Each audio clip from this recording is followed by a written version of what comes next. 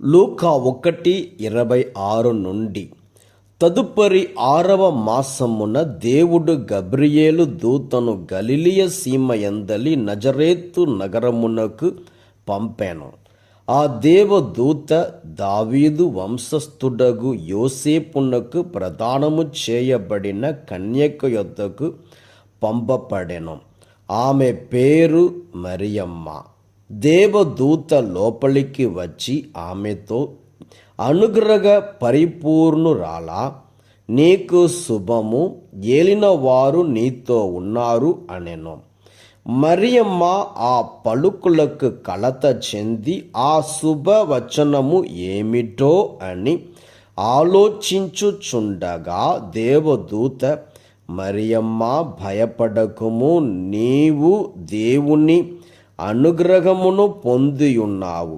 ఇదిగో, నీవు గర్భము ధరించి కుమారుని కనెదవు. ఆ శిశువునకు యేసు అని పేరు పెట్టుము. ఆయన మహనీయుడై మహోన్నతుని కుమారుడని పిలువబడును.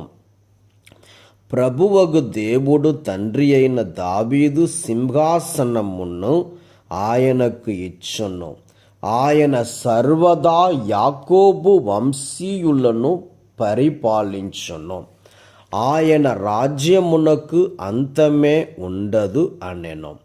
అందట మరియమ్మ, నేను పురుషుని ఎరుగను కదా, ఇది ఎట్లు జరుగును అని దూతను ప్రశ్నించెను. అందుకు ఆ దూత ఇట్లనెను, పవిత్రాత్మ నీపై వేంచేయును, సర్వోన్నతుని శక్తి నిన్ను ఆవరించును. అందుచేత ఆ పవిత్ర శిశువు దేవుని కుమారుడు అని పిలువబడును. నీ చుట్టమగు ఎలిసబెతమును చూడుము, ఆమెకు వయస్సు మళ్ళినది కదా. గొడ్రాలైన ఆమె గర్భము ధరించి ఇది 6వ మాసము. ఏలయన దేవునికి అసాధ్యమైనది ఏదియును లేదు.